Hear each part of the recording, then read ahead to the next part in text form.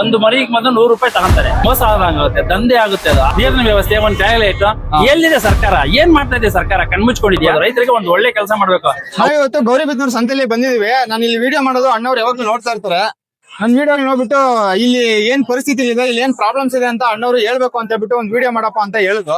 So ಅಣ್ಣ, ಈಗ ಏನ್ ಪರಿಸ್ಥಿತಿಗಳಲ್ಲಿ ಏನ್ ಪ್ರಾಬ್ಲಮ್ ಆಗ್ತಿದೆ ನಿಮ್ಗೆ? ದಿನನಿತ್ಯ ಇಲ್ಲಿ ಸಂತೆಗೆ ಬಂದವಾಗ ಏನ್ ಪ್ರಾಬ್ಲಮ್ಸ್ ಆಗ್ತಿದೆ? ರೈತರಿಗೆ ಯಾವ ತರ ಮೋಸ ಆಗ್ತಿದೆ, ಅಂಡ್ ಮಾನವರಿಗೆ ಯಾವ ತರ ಮೋಸ ಆಗ್ತಿದೆ ಅಂತ ನೀವ್ ಹೇಳಂಗಿದ್ರೆ ಹೇಳಿ. ರೈತರಿಗೆ ಮೋಸ ಅಂದ್ರೆ ಈಗ ಮಧ್ಯದಲ್ಲಿ ದಳ್ಳಾಳಿ ಒಂದು ಮರಿಗೆ ಮೊದಲು 100 ರೂಪಾಯಿ ತಗೊಂತಾರೆ.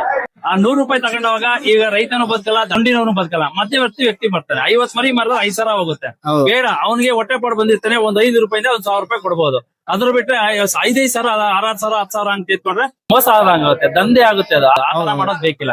ಈಗ ಎಲ್ಲರಿಗೂ ಅನುಕೂಲ ರೀತಿ ಬೇಕು. ಒಂದು ಅದು ಆ ಮಾರೋ ಸಮಯಕ್ಕೆ ಆಗುವಂತ ಸಮಯ. ಮತ್ತೆ ಬರ್ಬೇಕಾದವಾಗ ಈಗ ನಮ್ ಗೇಟ್ ಇಂದ ಬರ್ಬೇಕಾದ್ರೆ ನಾವು ರೈತರು ಒಳಗಡೆ ಬರ್ಬೇಕಾದ್ರೆ ತರಕಾರಿ ಅವರು ರೈತರೆ, ಈ ಮರಿ ಮಾರೋರು ರೈತರೆ. ಆ ಮಧ್ಯದಲ್ಲಿ ಇವ್ರು ಯಾರು ಟೆಂಡರ್ ಮಾಡಿರ್ತಾರಲ್ಲ, ಟೆಂಡರ್ ಆಗ್ಬೋದು ಅಥವಾ ಸರ್ಕಾರದ ಗಮನದಲ್ಲಿ ಆಗ್ಬೋದು, ಯಾರಾದ್ರೂ ಆಗ್ಬೋದು. ರೈತರಿಗೆ ಒಂದು ಒಳ್ಳೆ ಕೆಲಸ ಮಾಡ್ಬೇಕು. ಆ ಒಳ್ಳೆ ಕೆಲಸ ಏನು ಅಂದ್ರೆ, ಈ ಗಾಡಿಗಳು ಬರ್ತಾವಲ್ಲ, ಈ ಟೆಂಪೋಗಳನ್ನು ರೈತರು ಬರ್ತಾರ, ಅವ್ರಿಗೆ ತರಕಾರಿ ಪಾಪ ಚೀಲಗಳು ಹಾಕೊಂಡು ದಾರಿಯಲ್ಲಿ ಕುಂಬರ್ಸಿರ್ತಾರೆ. ಅವನು ದಾರಿಯಲ್ಲಿ ಕುಂಬಿಸಿ ಆಕ್ಷನ್ ಮಾಡ್ತಾ ಇರ್ತಾನೆ. ಅದು ರೈತರ ಅಡುಗೆನೆ.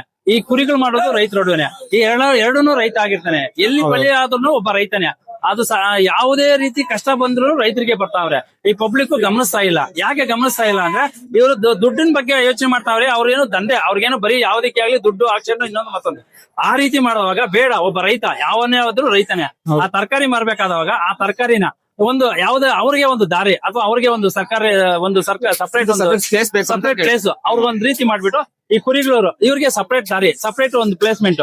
ಅವ್ರು ಈ ರೀತಿ ಬಂದ್ಬಿಟ್ಟು ಇವ್ರು ಹೋಗಿ ಮಾರ್ಕೊಂಡು ಹೋಗಕ್ಕೆ ಇವ್ರಿಗೊಂದು ಸಪರೇಟ್. ಈಗ ಎಲ್ಲ ಅಂದ್ರೆ ಅವನು ರೈತ ಕುಂಬ್ರಿಸಿರೋನ್ ಮಾತ್ರ, ಈ ರೈತ ಬಂದು ಇಬ್ರು ಜಗಳ ಆಡ್ಕೊಂಡು ಮಧ್ಯವರ್ತಿ ಬಲಿಯಾಗೋ ಮಟ್ಟಕ್ಕೆ ಬಂದಿ. ಬೇಡ, ಆ ರೀತಿ ಆಗೋದು. ಯಾರು ಆ ತೊಂದರೆಗಳು ಮಾಡೋದು ಬೇಡ. ತಗೊಳ್ಳಿ, ಗಮನಕ್ಕೆ ತಗೊಳ್ಳಿ. ಸಾರ್ವಜನಿಕರು ಪಬ್ಲಿಕ್ ಗೆ ತೊಂದರೆ ಆಗಿದಂಗೆ ಈ ನಮ್ಮ ಸರ್ಕಾರ ಆಗ್ಬೋದು, ನಮ್ಮ ಅಥವಾ ಈ ಗುತ್ತಿಗೆದಾರರಾಗ್ಬೋದು, ಯಾರೇ ಆಗ್ಬೋದು, ಒಬ್ಬ ಮನುಷ್ಯನಿಗೆ ತೊಂದರೆ ಆಗಿದಂಗೆ ಸಹಾಯ ಮಾಡೋದಕ್ಕೆ ನಾನು ಇಷ್ಟಪಡ್ತೀನಿ. ನೀವ್ ಹೇಳ್ತಾ ಇರೋದೇನು, ಈಗ ರೈತರಿಗೆ ಬರೋದಕ್ಕೆ ಒಳಗಡೆ ಎಂಟ್ರಿ ಆಗೋದಕ್ಕೆ ಪ್ರಾಬ್ಲಮ್ ಆಗ್ತಾ ಇದೆ. ತರಕಾರಿ ವರ್ಗ ಆಗಿರ್ಬೋದು, ಕುರಿ ಆಗಿರ್ಬೋದು. ಸೊ ನೀವೇನ್ ಮಾಡಿದ್ರೆ ಒಂದು ಪ್ರತ್ಯೇಕ ಸಪರೇಟ್ ದಾರಿ, ಅವ್ರಿಗೊಂದು ಸಪರೇಟ್ ಮಾಡಿ, ಈ ಕಡೆ ಬೇರೆ ಬರೋರ್ಗೆ ಒಂದು ಸಪರೇಟ್ ಮಾಡಿ ಅಂತ ಮಾಡ್ಬೇಕಾಗಿರೋದು. ಇನ್ನೊಂದು, ಇಲ್ಲಿ ಮರಿಗಳಿಗೆ ದಲ್ಲಾಳಿ ಕಾಟ ಜಾಸ್ತಿ ಆಗಿದೆ. ಮತ್ತೆ ಒಂದು ಮರಿ ಮಾರ್ಬೇಕಾದವಾಗ ಅವ್ನ್ ಮರಿ ಮಾರೋದು ಸುಮ್ಮನೆ ಇರ್ತಾನೆ. ಮರಿ ಅವ್ರು ಆ ಕಡೆ ಹೋದವಾಗ ಬಂದು ಹಣ ಮರಿ 100 ರೂಪಾಯಿ ಕೊಡೋಣ ಅಂತ ದಂಧೆ ಮಾಡ್ತಾನೆ. ವ್ಯಾಪಾರ ನಾನ್ ಮಾಡಿದೀನಿ ನಂಗೆ ಮರಿಗೆ 100. ಒಂದೆರಡು ಮರಿಗಾದ್ರೆ ಅವ್ನು ಹೊಟ್ಟೆ ಪಡ ಬಂದಿರ್ತಾನೆ. ಏನು ಮಾಡಕ್ಕಲ್ಲ, ಒಂದ್ 5 ಮರಿಗೆ 5 ರೂಪಾಯಿ. ಅವನು ಬೆಳಗ್ಗೆ 8 ಮಕ್ಳು ಬಿಟ್ಟು ಬಂದಿರ್ತಾನೆ. ಏನು ಮಾಡಕ್ಕಲ್ಲ, ಆದ್ರೂ ಎಲ್ಲಾರು ಮಾಡೋ ಜೀವನಕ್ಕೋಸ್ಕರ ತಗೊಳಪ್ಪ ಅಂತ 100 ರೂಪಾಯಿ 4 ಜನ ಕಡೆ ಮಾಡಿದ್ರೆ 1,000 ರೂಪಾಯಿ ಮಾಡ್ಕೊಂಡು ತೊಂದ್ರೆ ಇಲ್ಲ. ಅವನು ಒಂದ್ ಸಾರಿ ಒಂದ್ ಲಾಟ್ ಮಾರೋಣ 50ರಿಂದ 60 ಮರಿ ಮಾರ್ತಾನೆ. 50 ಮರಿ 60. ಈಗ ನಾನು 90 ಮರಿ ಹಾಕಿದ್ದೀನಿ. 90 ಮರಿಗೆ ಅಲ್ಲಿಗೆ 100 ರೂಪಾಯಿ ಅಂದ್ರೆ 9,000 ಆಗುತ್ತೆ. 9,000 ಅವ್ರಿಗೆ ಕೊಟ್ಬಿಟ್ರೆ ಖರೀದಿ ಮಾಡಿರೋ ತಿನ್ನಂಗಿಲ್ಲ. ಅಥವಾ ನಾನು ನಿಲ್ತಿ ವ್ಯಾಪಾರ ಮಾಡಿ ನಾನು ಕಷ್ಟ, ನಾನು ಶ್ರಮೆ ಯೋಚನೆ ಮಾಡಿ ಈ ಟೆಂಪೋ ಬಡಿಗೆ ಕೂಲಿಯವ್ರನ್ನ ಇಟ್ಕೊಂಡು ಇಷ್ಟೆಲ್ಲ ಕಷ್ಟಪಟ್ಟು ನನಗೆ ಸಿಗೋದಿಲ್ಲ. ಈಗ ಅವನು 100 ರೂಪಾಯಿ ಕೊಡ್ತಿರಲ್ಲ, ಅವ್ರು ಬಂದು ನಿಮ್ಗೆ ರೇಟ್ ರೈಸ್ ಮಾಡ್ತಾರಲ್ಲ. ಈಗ 9,000 ರೈಸ್ ಮಾಡೋದಿಲ್ಲ. ಕೊಂಡವನ್ ಕಡೆನೆ ಮಾತಾಡೋದು, ರೈತನ ಕಡೆ ಯಾವತ್ತೂ ಮಾತಾಡಲ್ಲ. ನಾವು ಮಾರೋರ್ ಕಡೆ ಮಾತಾಡಲ್ಲ. ಯಾಕಂದ್ರೆ ಅವ್ನ್ ರೈತ ಅವ್ನ್ ಕೊಂಡ್ತಾನೆ ಅಂತ ಕಾಯಿಸ್ಬಿಟ್ಟು ಅವ್ನ ಕಡೆ ಅವ್ನ ಕಡೆ 100 ರೂಪಾಯಿ ಎರಡ್ ಕಡೆನೂ ದಂಧೆ ನಡೀತಾ ಇದೆ. ಈ ದಂಧೆನ ಕಡಿವಾಣ ಹಾಕುವಂತ ಒಬ್ಬ ವ್ಯಕ್ತಿ ಬೇಕು. ಅಲ್ಲ, ಕಡಿವಾಣ ಹಾಕ್ಬೇಕು ಅಂತಂದ್ರೆ ಈಗ ರೈತರು ಪ್ರಾಬ್ಲಮ್ ಏನು ಅಂತಂದ್ರೆ, ಅವರು ಮಾರ್ಕೊಳ್ಳೋದಕ್ಕೆ ಇಲ್ಲಿಗೆ ಬಂದ್ರೆ ವ್ಯಾಪಾರ ಆಗಲ್ಲ, ಮತ್ತೆ ವಾಪಸ್ ಹಾಕೊಂಡ್ಬೇಕು. ಆ ತರ ತೊಂದರೆಗಳು ಇರ್ತವೆ. ಅವೆಲ್ಲ ಕಡಿಮೆ ಆಗ್ಬೇಕು. ಅವೆಲ್ಲ ಅಲ್ಲ, ವಾಪಸ್ ಹಾಕೊಂಡೋಗಿ ರೈತರಿಗೆ ತೊಂದ್ರೆ ಕರೆಕ್ಟ್. ಆದ್ರೆ ದಲ್ಲಾಳಿಗಳ ಅವಾಳಿ ಜಾಸ್ತಿ ಆಗಿದೆ. ಈಗ ಮಾರೋನು ಅವನು ಕಷ್ಟ, ಅವನು ಏನೋ ರೀತಿ ಬರ್ತಾನೆ, ತಗೊಂತಾನೆ, ಅವ್ನು ನೋಡುವೆ. ಇವನ್ ಕೊಣವನು ಅಷ್ಟೇ. ಇವ್ನ್ ಬೇಕಾಗಿರೋ ಏನ್ ಖರೀದಿ ಬೇಕೋ ಆ ಮಟ್ಟಕ್ಕೆ ಏನ್ ಇರ್ತಿದ್ದೋ ಅವ್ನ ಕೆಪಾಸಿಟಿಯಲ್ಲಿ ಅವ್ನ್ ಮಾಡ್ಕೊಂಡು ಹೋಗ್ತಾನೆ. ಈ ದಂಧೆಗಳಿದಾವಲ್ಲ, ಈ ದಂಧೆಗಳಂದ್ರೆ ನಾನು ಮರಿಗೆ 100 ಕೊಡು, ಇಲ್ಲ ನನ್ಗೆ ಅಷ್ಟು ಕೊಡು, ಇಷ್ಟು ಕೊಡು. ಈ ದಂಧೆನ ಕಡಿವಾಣ ಹಾಕ್ಬೇಕು. ಈ ದಂಧೆನ ಮುಟ್ಗೋಲ್ ಹಾಕಿ ಇದನ್ನ ಸಂಬಂಧಪಟ್ಟ ಯಾರ ಅದಕ್ಕೆ ಸಂಬಂಧಪಟ್ಟವರು ಅದನ್ನ ಮಟ್ಟ ಮಾಡ್ಬೇಕು. ಶ್ರೀಮಂತರೇನ್ ಬಂದು ದಂಧೆ ಮಾಡಲ್ಲ. ಎಲ್ಲ ಮಧ್ಯವರ್ತಿಗಳು ಅವರು ತಲೆ ಮೇಲೆ ಬರ್ತಾರೆ. ನಾವು ಅದನ್ನ ನ್ಯಾಯಬದ್ಧವಾಗಿ ಸಮಾಜ ಒಪ್ಪುವ ರೀತಿಯಲ್ಲಿ ಕಾಪಾಡುವಂತ ರೀತಿ ಬೇಕು. ಅದನ್ನ ಏನು ಅಂತಂದ್ರೆ, ಈಗ ರೈತರಲ್ಲೂ ಕೇಳ್ಕೊಳ್ಳೋದು ಅದನ್ನೇ. ನೀವ್ ಯಾರನ್ನೋ ಬೇರೆ ನಂಬ್ಕೊಂಡು ದಲ್ಲಾಳಿನ ಕರ್ಕೊಂಡು ಮಧ್ಯದಲ್ಲಿ ಬಂದ್ಬಿಟ್ಟು ಸುಮ್ನೆ ಈ ಕಡೆ ಅವರು ಮಾರೋರು ದುಡ್ಡು ತಿನ್ನಂಗಿಲ್ಲ, ಮತ್ತೆ ಇಲ್ಲಿ ಮೇಯಿಸ್ಬಿಟ್ಟು ಅವನು ಲಾಸ್ಟ್ ಅಲ್ಲಿ ಮಾರುವಾಗ ಅವರು ದುಡ್ಡು ತಿಂತ ಇಲ್ಲ. ಇಲ್ಲಿ ಮಧ್ಯದಲ್ಲಿ ಯಾರು ಮಧ್ಯವರ್ತಿಗಳು ಅವ್ರು ಮಾತ್ರ ದುಡ್ಡು ತಿಂತವ್ರೆ. ಅದೇ ಹಂಗಾಗಿ ಇಲ್ಲಿ ರೈತರು ಲಾಸ್ ಆಗ್ತಾವ್ರೆ. ಹೌದು, ಒಂದ್ ಸ್ವಲ್ಪ ಈ ಕಡೆ ಯಾರು ಪ್ರೊಡಕ್ಷನ್ ಮಾಡ್ತಾರೆ ಅವ್ರು ಲಾಸ್ ಆಗ್ತಾರೆ. ಅಲ್ಲ, ಪ್ರೊಡಕ್ಷನ್ ಮಾಡೋನು ಪ್ರೊಡಕ್ಷನ್ ಅದು ಅವ್ನು ಎತ್ಕೊಂಡು ಹೋಗ್ತಾನೆ. ಅವ್ನು ನಿಂದಿದ್ರು ಲಾಭನೇ. ಎತ್ಕೊಂಡೋದವನ್ಗೆ ಕಸಪ್ ಒಂದು ಕೈದವನ್ಗೆ ಅವ್ನು ಯಾವತ್ತಿದ್ರು ಲಾಭ ಇಲ್ದಿ ತಗೊಳೋದಿಲ್ಲ. ಅವನು ಉಳ್ಕೊಂತಾನೆ. ಲಾಭ ಮಾಡ್ತಾನೆ. ಈ ನಾವು ಖರೀದಿ ಹೊಟ್ಟೆ ಪಡಗೋಸ್ಕರ ಅವ್ರ ಹತ್ರ ಖರೀದಿ ಮಾಡಿ, ರೈತರ ಹತ್ರ ಖರೀದಿ ಮಾಡಿ ಬೇರೆ ಕಡೆ ಮಾಡ್ತಾನಲ್ಲ, ಅವ್ನು ಸ್ವಲ್ಪ ಕಷ್ಟ ಇರುತ್ತೆ. ಯಾಕೆಂದ್ರೆ ಟೆಂಪೋ ಬಾಡಿಗೆ ಕೊಡ್ಬೇಕು, ಕೂಲಿ ಅವ್ರು ಕೊಡ್ಬೇಕು, ಮತ್ತೆ ಅಲ್ಲಿ ಕೊಂಡವಾಗ ಅವನಿಗೆ ದಳ್ಳಾಳಿ ಇವೆಲ್ಲ ರೀತಿನೂ ಕಷ್ಟ ಇದೆ. ಹೌದು ಮತ್ತೆ ಅದೇ ರೀತಿ ಈಗ ಈ ಕುರಿಗಳ ಪರಿಸ್ಥಿತಿ ಏನಾಗಿದೆ ಅಂದ್ರೆ ಅಲ್ಲಿ ಈ ಒಂದು ದಾರಿ ಕರೆಕ್ಟ್ ಆಗಿ ಒಂದು ದಾರಿ ಇಲ್ಲ. ಒಂದ್ ದಾರಿ ಬೇಕು ನಮ್ಗೆ, ಇಂಪಾರ್ಟೆಂಟ್ ದಾರಿ ಬೇಕು. ಹೌದು, ಈ ಒಳಗಡೆ ಬರ್ಬೇಕಾದ್ರೆ ಸಪರೇಟ್ ದಾರಿ ಇಲ್ಲ. ದಾರಿ ಬೇಕು. ಅಂಡ್ ಇಲ್ಲಿ ನೋಡೋದಾದ್ರೆ ನೀವು ನೋಡ್ದಂಗೆ ಆ ಕಡೆ ಎಲ್ಲ ಟೆಂಪೋಗಳು ಹಾಕವ್ರೆ. ನೀವು ಆ ಕಡೆ ನೋಡ್ಬೋದು, ಆ ಕಡೆ ತೋರ್ಸು ಒಂದ್ಸರಿ. ಅಲ್ಲೆಲ್ಲ ಫುಲ್ ಎಲ್ಲಾ ಕಡೆನೂ ಗಾಡಿಗಳು ಹಾಕವ್ರೆ. ಇಲ್ಲಿ ಸಪರೇಟ್ ಆಗಿ ಪಾರ್ಕಿಂಗ್ ವ್ಯವಸ್ಥೆ ಸ್ವಲ್ಪ ಮಾಡ್ಕೊಡ್ಬೇಕು. ವೆಹಿಕಲ್ ಈ ಕಡೆ ಜಾಗ ಇದೆ, ಆ ಕಡೆ ಜಾಗ ಇದ್ರೂ ಯಾರು ಮರಿಗಳು ಹಾಕಲ್ಲ. ಅಂದ್ರೆ ಸಾರಿ, ಗಾಡಿಗಳನ್ನ ಯಾರು ಸೈಡ್ ಹಾಕಲ್ಲ. ಪಾರ್ಕಿಂಗ್ ಅಲ್ಲೇ ಪಕ್ಕದಲ್ಲಿ ಈಗ ಅವ್ರ ಮರಿ ಇತ್ತು ಅಂತಂದ್ರೆ ಪಕ್ಕದಲ್ಲೇ ಗಾಡಿ ಹಾಕೊಂಡ್ರು. ಅದು ಹೋಗೋರ್ಗೆ ಬರೋರ್ಗು ತೊಂದ್ರೆ ಆಗುತ್ತೆ. ಅದು ಬೇರೆ ರೈತರಿಗೆ ಮರಿಗಳು ಹಾಕೋದು ತೊಂದ್ರೆ. ಇಲ್ಲಿ ತೊಂದ್ರೆ ಆಗ್ದಂಗೆ ಪಾರ್ಕಿಂಗ್ ಸ್ಟೇಜ್ ಅಂದ್ರೆ ಅವ್ನ ಮರಿ ಇಳಿಸಿದ ತಕ್ಷಣ ಪಾರ್ಕಿಂಗ್ ಹೋಗ್ಬೇಕು. ಹೌದೌದು. ಬೇಕಾದ್ರೆ ಪಾರ್ಕಿಂಗ್ ಅದೇನೋ ಟೆಂಪೋಗೆ ಇಷ್ಟು ಅಂತ ಅವ್ರು ಬೇಕಾದ್ರೆ ಆ ಗವರ್ಮೆಂಟ್ ಇಂದ ಒಂದು ಫಿಕ್ಸ್ ಮಾಡಿ ಅವ್ರ ಹತ್ರ ಬೇಕಾದ್ರೆ ವಸೂಲಿ ಮಾಡ್ತಾರೆ. ಯಾಕಂದ್ರೆ ಸರ್ಕಾರ ಪಾರ್ಕಿಂಗ್ ಮೇಂಟೆನೆನ್ಸ್ ಏನಿದೆ ಮೇಂಟೆನೆನ್ಸ್ ಏನ್ಬೇಕು ಮಾಡ್ಕೊಳ್ಳಿ, ರೈತರಿಗೆ ತೊಂದ್ರೆ ಆಗಬಾರ್ದು. ಇವಾಗ ರೈತ ಇನ್ನೊಬ್ಬನು ಫಸ್ಟ್ ಬಂದಿರೋನು ನಂದು ಜಾಗ ಅಂತ ಫಿಕ್ಸ್ ಮಾಡ್ತಾನೆ, ಎರಡನೇ ಅವನ್ ಬಂದವನು ತೊಂದ್ರೆ ಆಗುತ್ತೆ, ಮೂರನೇ ಅವನ್ಗೆ ತೊಂದ್ರೆ ಆಗುತ್ತೆ. ಈ ತರ ತೊಂದ್ರೆ ಆಗಬಾರ್ದು. ಅವ್ರು ಎಲ್ಲಾ ರೀತಿನೂ ಸಮಾಜವಾಗಿ ಬಾಳ್ಕೊಂತ ರೀತಿ ಬೇಕು.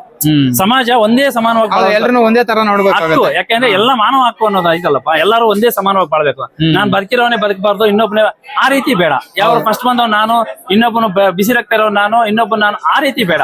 ಸಮಾನತೆಯಾಗಿ ಬಾಳೋದಕ್ಕೆ ಒಂದು ದಾರಿ ಬೇಕು. ಹೌದು, ಇದಕ್ಕೆ ಸಂಬಂಧಪಟ್ಟ ಅಧಿಕಾರಿಗಳು ಈ ವಿಡಿಯೋ ನಿಮ್ಗೆ ತಲುಪುತ್ತೆ ಅಂತ ಅನ್ಕೊಂಡಿದೀನಿ. ಸೊ ಯಾರು ನೋಡ್ತಿದ್ದೀರಾ, ಇಲ್ಲಿ ಒಂದು ಅವರು ರಿಕ್ವೆಸ್ಟ್ ಏನು ಅಂತಂದ್ರೆ, ಇವರು ತುಂಬಾ ದಿನದಿಂದ ಹೇಳ್ತಾ ಇದಾರೆ, ಬಟ್ ನಾವು ವಿಡಿಯೋ ಮಾಡಕ್ ಆಗಿರ್ಲಿಲ್ಲ. ಇವತ್ತು ಇದು ಕೇಳ್ತಾ ಇದೀವಿ.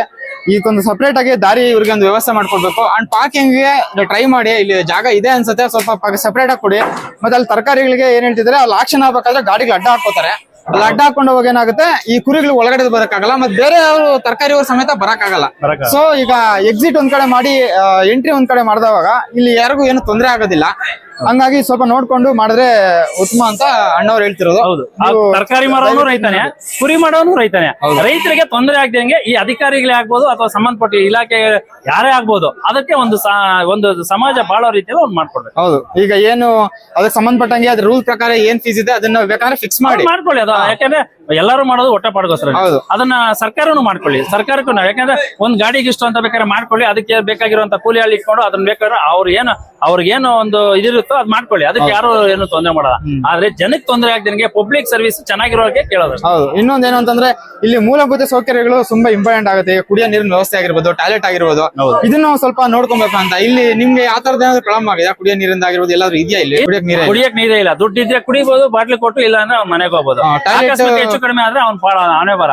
ಇಲ್ಲಿ ಸುಮಾರು ಯಾವ್ದು ಬಳ್ಳಾರಿಗಿಂತೂ ಇಲ್ಲಿ ಬಳ್ಳಾರಿ, ಚಿನ್ನೂರು, ನಮ್ಮ ಡಿಸ್ಟಿಕ್, ನಮ್ಮ ಕರ್ನಾಟಕದಲ್ಲಿ ಎಲ್ಲೆಲ್ಲಿ ಒಳ್ಳೊಳ್ಳೆ ಸಂತೆಗಳಿದಾವೆ. ಆ ಸಂತೆಗಳಿಗಿಂತ ನಮ್ಮ ಗೌರಿಬಿದನೂರು ಸಂತೆನೂ ಅತಿಯಾಗಿ ಬೆಳೀತಾ ಇದೆ. ಸುಮಾರಾಗಿ ಬೆಳೀತಾ ಇದೆ. ಸುಮಾರು ಇವತ್ತು ನಮ್ಮಲ್ಲಿ ನಮ್ಮ ಗೌರಿಬಿದನೂರಲ್ಲಿ ಕೊನೆ ಪಕ್ಷ ಒಂದು 10 ಲಕ್ಷ, ಒಂದು 5,000 ರೂಪಾಯಿ 5,000 ಕುರಿಯಿಂದ 6,000 ಕುರಿವರೆಗೂ ಡೆವಲಪ್ ಆಗ್ತಾ ಇದೆ. ಇನ್ನು ಮುಂದೆ ಬೆಳೀತಿದೆ. ಅದು ಬೆಳಿಬಹುದು. ಯಾಕಂದ್ರೆ ಜನ ಪಬ್ಲಿಕ್ ಯಾವ ರೀತಿ ಬೆಳೆಸ್ಕೊಂತಾರೋ ಆ ರೀತಿ ಬೆಳೀತಾ ಇದೆ. ನಮ್ದು ಸ್ವಲ್ಪ ಅಲ್ಲಿಂದ ಅಲ್ಲೇ ಇತ್ತು, ಈಗ ಸುಮಾರು ಕೊನೆವರೆಗೂ ಇದೆ ನೋಡು. ಆ ಕೊನೆಯಿಂದ ಇಟ್ಕೊಂಡು ಈ ಕೊನೆವರೆಗೂ ಇದೆ. ಈ ತರ ಇದ್ದಾಗ ಜನ ಇಷ್ಟೊಂದು ಪಬ್ಲಿಕ್ ಅಲ್ಲಿ ಇಷ್ಟು ಜನ ಎಲ್ಲ ಓಡಾಡ್ತಾ ಇದ್ದಾರೆ ಅಂದ್ರೆ ಸರ್ಕಾರದಿಂದ ಒಂದು ವಾಟರ್ ಒಂದು ಏನೋ ಬಿಸ್ಲರಿ ಒಂದು ನೀರಿನ ವ್ಯವಸ್ಥೆ ಒಂದು ಟಾಯ್ಲೆಟ್ ಎಲ್ಲಿದೆ? ಸರ್ಕಾರ ಏನ್ ಮಾಡ್ತಾ ಇದೆ? ಸರ್ಕಾರ ಕಣ್ಮುಚ್ಕೊಂಡಿದ್ಯಾ? ಯಾಕೆ ಈ ತರ ನಮ್ಮ ಈಗ ಇಷ್ಟು ವರ್ಷ ಏನೋ ಗೋಡನ್ ಎಲ್ಲ ಮಾಡಿದಾರೆ, ಅವ್ನ್ ಗೋಡನ್ ಎಲ್ಲ ನೋಡಿ ಆ ತರ ಹಾಳು ಮಾಡೋ ಇದು ಮಾಡ್ತಾ ಇದ್ದಾರೆ. ಇನ್ಕಂಪ್ಲೀಟ್, ಅದಕ್ಕೆಲ್ಲ ದುಡ್ಡು ಇನ್ವೆಸ್ಟ್ ಮಾಡಬಹುದು. ಕುಡಿಯಕ್ ನೀರು ಏನು ಕೇಳಲ್ಲ, ಉಸಿರಾಕೆ ಗಾಳಿ, ಕುಡಿಯಕ್ ನೀರು, ಜೀವ ಉಳಿಸ್ಕೊಳಕ್ ಕೇಳೋದು. ಹೌದು, ಜೀವ ಉಳಿಸ್ಕೊಳಕ್ ಕೇಳ್ತಾ ಇದ್ದಾರೆ. ಅವನು ಬಂಗ್ಲೆ ಕೇಳ್ತಾ ಇಲ್ಲ, ಅಥವಾ ಇದೊಂದು ಎಲ್ಲ ಯಾವ ರೀತಿನೂ ಏನು ಕೇಳ್ತಾ ಇಲ್ಲ. ಹೊಟ್ಟೆ ಪಾಡ್ಗೋಸ್ಕರ, ಜೀವನಕ್ಕೋಸ್ಕರ ಏನಾದ್ರು ಹೆಂಡತಿ ಮಕ್ಕಳು ಸಾಕ್ಬೇಕಾದ್ರೆ ಒಂದ್ ದಾರಿ ಕೇಳ್ತಾನ ಅಷ್ಟೇ. ಇನ್ನೇನ ಐಷಾರಾಮಿ ಜೀವನ ಕೇಳ್ತಾ ಇಲ್ಲ. ನಮ್ಮ ಮಾಮೂಲಿ ಮೂಲಭೂತ ಸೌಕರ್ಯ ನಾವು ಇವಾಗ ದೇಶದ ಮೂಲ ರೈತ, ದೇಶದ ಬೆನ್ನುಮೂಳೆ ರೈತ ಅಂತಾರೆ. ರೈತರಿಗಿರೋ ಹಿಂಸೆ ಯಾರಿಗೂ ಗೊತ್ತಿಲ್ಲ. ಅದನ್ನ ಯಾಕೆ ಇವ್ರು ಗಮನಕ್ಕೆ ತಗೊಂತಾ ಇಲ್ಲ? ಒಬ್ಬ ರೈತ ಅವ್ನು ಕಷ್ಟಪಟ್ಟು ನಿಲ್ತು ಇವಾಗ ಬೆಳಗ್ಗೆ 6ರಿಂದ ಸಾಯಂಕಾಲ ಮಧ್ಯಾಹ್ನ 2 ಗಂಟೆವರೆಗೂ 12 ಗಂಟೆ ಆಗುತ್ತೆ ನಮ್ಮ ಮನೆಗೆ ಹೋಗ್ತದೆ. ಅಟ್ಲೀಸ್ಟ್ ಅವ್ನೇನ್ ಸಾಯ್ತಾನ ಬದುಕ್ತಾನ, ಅವ್ನಿಗೊಂದ್ ಬಾಟ್ಲ್ ನೀರ್ ಇರ್ತಪ್ಪ ಅನ್ನೋಕಿಲ್ಲ. 10 ರೂಪಾಯಿ ಕೊಟ್ಟು ಖರೀದಿ ಮಾಡಿ ತಗೋ, ಇಲ್ಲ ಅಂದ್ರೆ ನಿಮ್ ಮನೆಗೆ ಹೋಗೋ. ಅಲ್ಲ, ನಾನ್ ಮಾಡ್ತಾರೋ ವ್ಯಾಪಾರಕ್ಕೋಸ್ಕರ ಅದಿದೆ. ನನ್ ಕತೆ ಬೇಡ ಪಾಪ. ಯಾರೋ ಅದಕ್ಕೋಸ್ಕರ ಬಂದಿರುವಂತ ಪಬ್ಲಿಕ್ ಸುಮಾರು ಜನ ಇರ್ತಾರಲ್ಲ, ಆ ರೀತಿ ಆದಾಗ ಈ ತೊಂದರೆಗಳೆಲ್ಲ ಆಗ್ತವೆ. ಈಗ ನೀರನ್ನು 10 ರೂಪಾಯಿ ಕೊಟ್ಟು ಕುಡಿಬೇಕು ಅಂತಂದ್ರೆ ಎಲ್ರಿಗೂ ತೊಂದರೆ. ಎಲ್ಲರಿಗೂ ಇರೋನ್ ಕುಡಿತಾನೆ ಅಂದ್ರೆ ಇರೋನೇ ಬದುಕಬೇಕು ಅನ್ನೋದಲ್ಲ, ಸಾರ್ವಜನಿಕರ ಸಮಾಜ ಇದು. ಅಟ್ಲೀಸ್ಟ್ ಈಗ ಬೇರೆಯವ್ರಿಗೂ ಬೇಕಲ್ವಾ? ಹೌದು, ಪ್ರಜೆಗಳಿಂದ ಪ್ರಜೆಗಳಿಗಾಗಿ, ಪ್ರಜೆಗಳಿಗೋಸ್ಕರ ಪ್ರಜಾಪ್ರಭುತ್ವ ಇದು. ನಿಜ. ಈ ಪ್ರಜಾಪ್ರಭುತ್ವ ಯಾವ ರೀತಿ ಬಳಸಬೇಕು ಅನ್ನೋದನ್ನ ಆ ಸಂಬಂಧಪಟ್ಟ ಅಧಿಕಾರಿಗಳು ಯೋಚನೆ ಮಾಡಿದ್ರೆ ಅದಕ್ಕೊಂದು ಗೌರವ.